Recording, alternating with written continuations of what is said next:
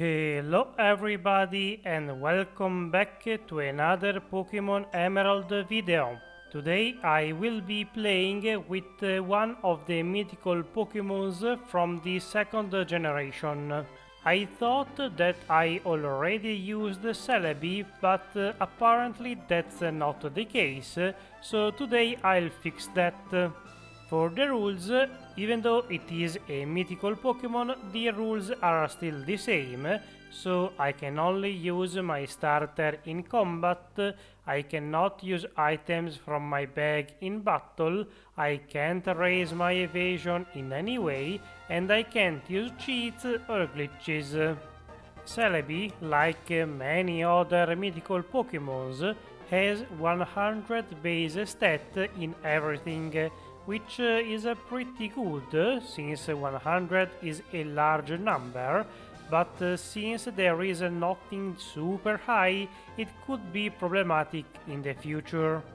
The first few fights in the game are not going to be a problem though. With all of those stats, there is hardly anything these Pokémon can do to us. The starting moveset is kind of weird. Recover and Heal Bell are not that great, but at least I have Confusion as a stab attack. Also, I initially thought that I would have to use Struggle against the Puchienas, but instead I can use Leech Seed. It is going to be a bit weird to do since it does not stack, and so I have to spend a whole bunch of turns standing around doing nothing while Puchiena slowly fades away. It was not very entertaining and I had to do it a few times, but at least you will have to endure only one of them. Once we have defeated this grunt, after you exit this forest, there is a guy that gives you the Bullet Seed TM.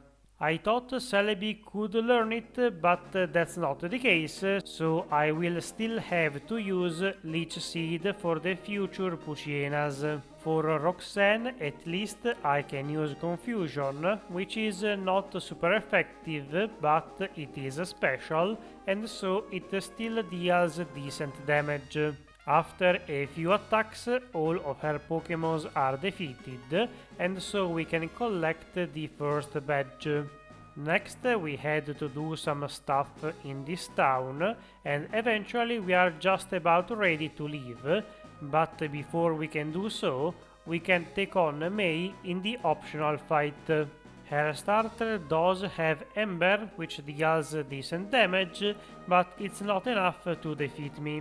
The next stop is in the island, because today I will surely fight Brawly early since I have a stab super effective move against him.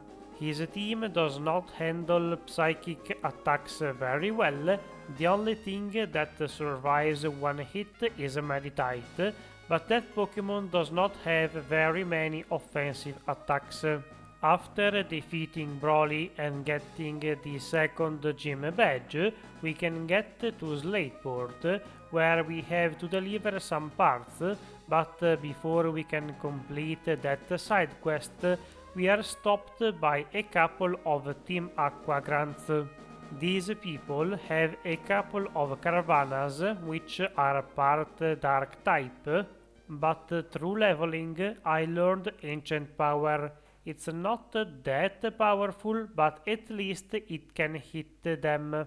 And thanks to it, I can make quick work of all of their Pokémons. Next, I had to listen to Archie and train for quite a bit, because the next major fight is going to be against a rival once again. This time around, her team is a bit more powerful, and she even evolved her starter. Unfortunately for her, that makes it weak to Psychic, and so I can one-shot it with Confusion. Having cleared the road to Mobile, I can grind a bit more against the trainers in the area before taking on the gym leader. For Wattson, I also took the time to get Psychic. That move is a bit more powerful, and Celebi does not learn it naturally, so I think it was worth it, especially because it allows me to defeat his last two strongest Pokémons quite easily, and so another badge is in our pocket. From here we have quite a bit of exploration to do, until eventually we reach the Meterfall Caves. Here we find both of the teams and are informed about Max's plan. To try to stop him, we climb the volcano and challenge him to a fight. His team is a bit annoying for us, mostly because of the Mightyena. I can't really use Ancient Power since it is physical and my attack got lowered by Intimidate, but at least I have the Shockwave TM that I just got from the gym fight. Between that and Psychic, Max's team eventually falls to our attacks, and so we are free to get to the next gym. This one is the fire one, and it should be somewhat dangerous since they have the type advantage, but because I am quite a bit overleveled and I have a good stab attack, the fight against Flannery was much easier than I expected, as I was able to one-shot all of her Pokémons before they could attack me. After a bit of backtracking, we can get to the 5th gym in this region. This one is all about normal types. A couple of Norman's Pokémons have a feint attack, which is super effective on me, but once again Psychic is extremely powerful and so I can one-shot most of his Pokémons. Slacking manages to put me to sleep before I have to face Linoon, and honestly I was worried about Belly Drum, but he decided to not use that move and straight up attack me. Thanks to that, I was able to survive and eventually defeat this gym too. By doing so, we unlock the Surf HM and we can use it to explore another huge part of this region, where eventually we get to the Weather Institute and the fight against Shelly. Once again, Mightyena proves annoying, but with a couple of shockwaves that Pokémon is defeated too. Not long after that, we have to face our rival once again, but at this point there is not a whole lot she can do to defeat me. I can just spam Psychic and one-shot most of her Pokémons. I did use Shockwave on Pelipper, but just because that's funnier. Anyway, in the next town we have to face the 6th gym. This one is headed by Winona and specializes in flying types. Once again, the type matchup is not exactly in our favor, but that does not matter a whole lot. The enemy Pokémon's levels are starting to catch up to me, but they still have a long ways to go. And so, thanks to all of those extra stats I have compared to them, I can one or two shot their Pokémons. I'm a bit surprised about how much damage Altaria was able to do to me with a single aerial ace, but overall the fight was not hard at all. After defeating this gym, I made my way to the next town, where we have to face off against May for the last time. Her team improved quite a bit, and now her Pokémons are not so easily one-shottable. Even if that's the case, there is not a whole lot they can do in the few turns that they have to attack me.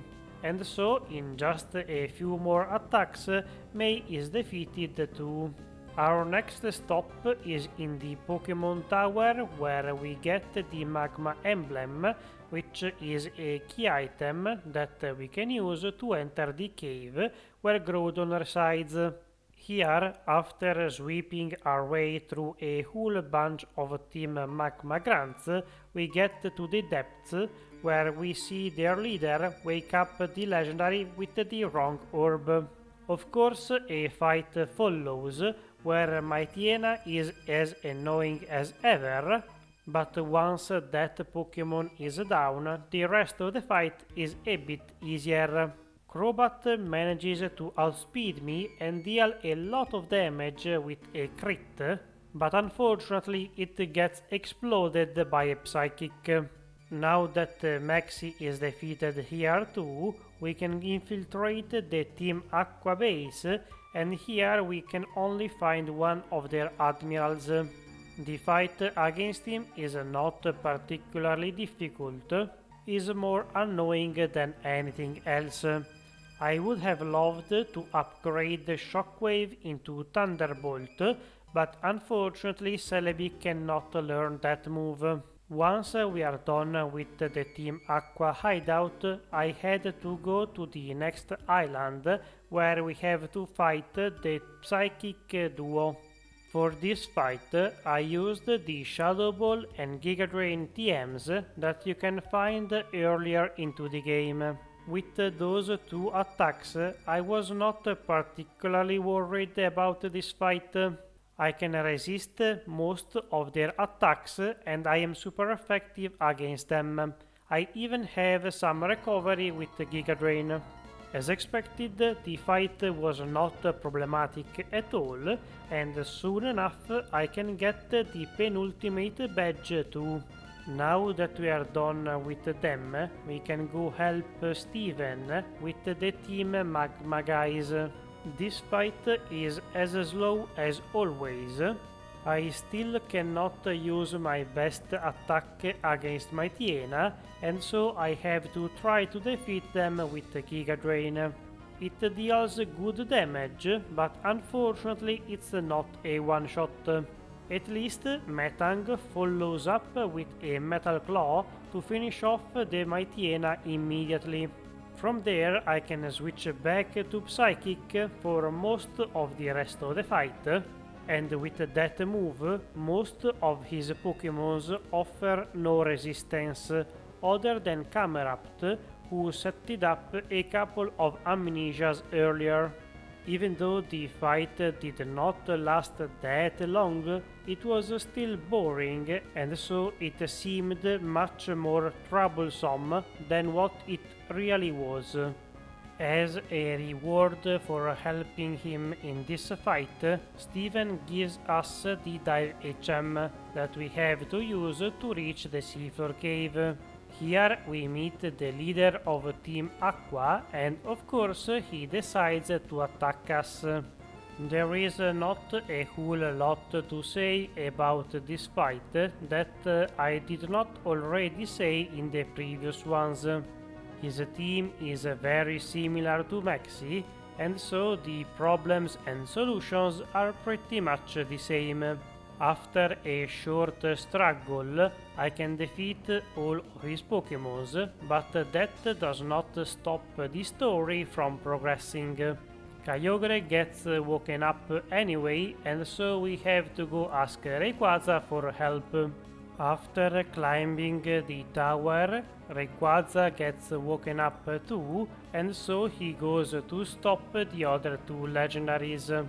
While it was not very climactic, at least it did not take long. And after the world is saved, we can resume the badge collection with the last gym leader, Juan, who is in town. At this point, I probably should have already used the Calm Mind TM, but I sort of forgot, and so I had to fight him with my base stats.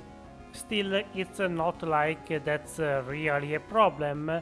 Between Giga Drain and Psychic and Shockwave, I have more than enough power to defeat his Pokémons.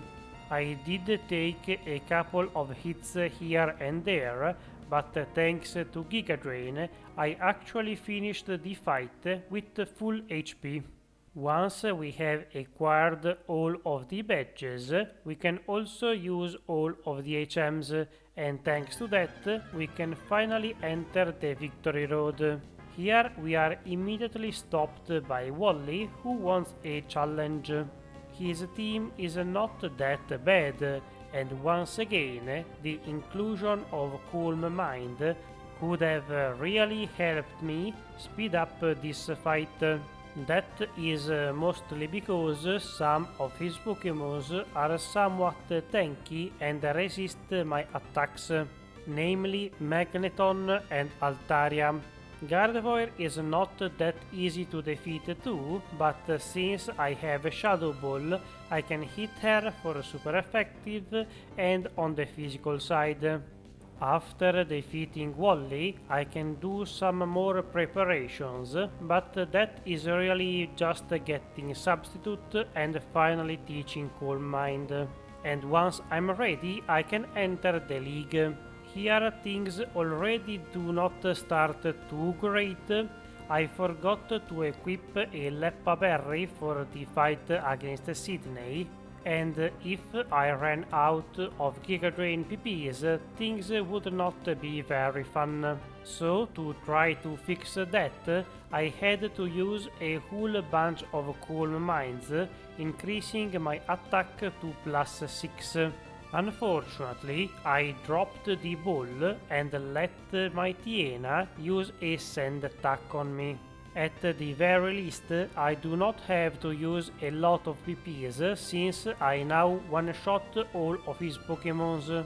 With just a couple of PPs left, I can land my attack on his last Pokémon and defeat the first of the Elite Four. For Phoebe, things are going to go somewhat similar, but at least for this one, I can use Psychic on most of her team. Of course, I immediately used Substitute on the first turn, because I do not want to get hit by Curse. Her Dusclops eventually switches to Shadow Punch, trying to destroy my Substitute, but surprisingly enough, it is not able to do it in one attack. From there, I also went on the offensive, and between Psychic and Giga Drain for the Sableye, I was able to one-shot the remaining Pokémons on her team. Next is going to be Glacia. I was a bit worried about her, mostly because she has the type advantage.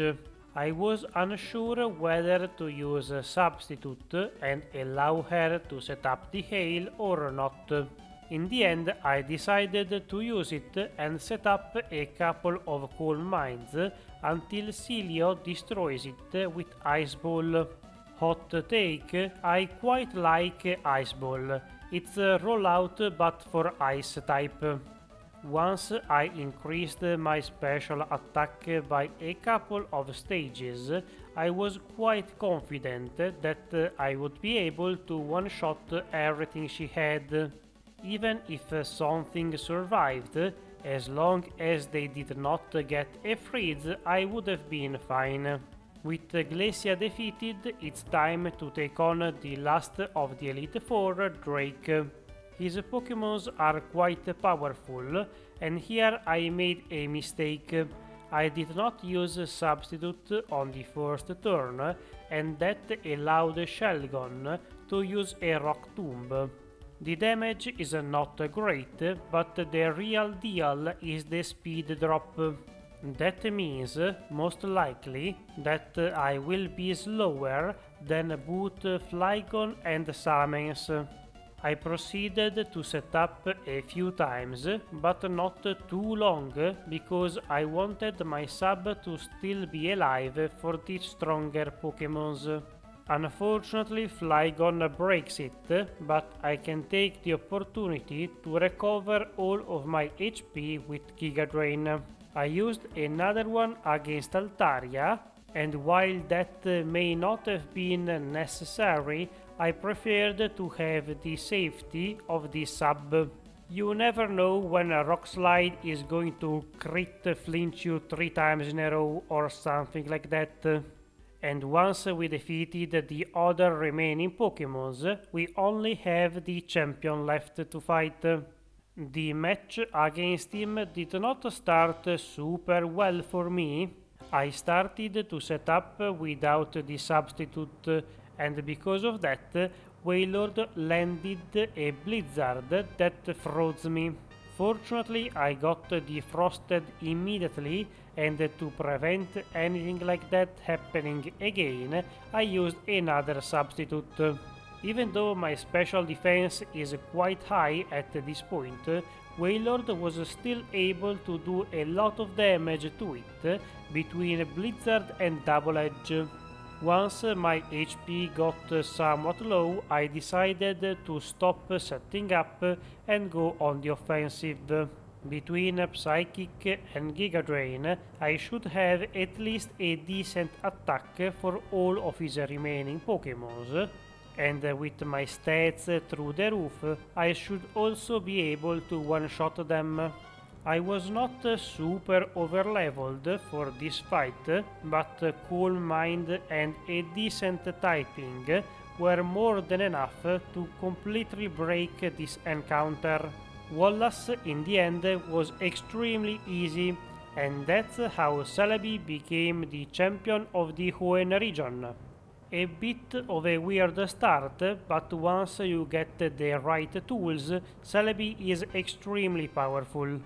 Thank you for watching. If you enjoyed the video, leave a like, subscribe and all of that YouTube stuff. If you have video ideas, feedback, comments, leave them down below. And I'll see you next week. Bye!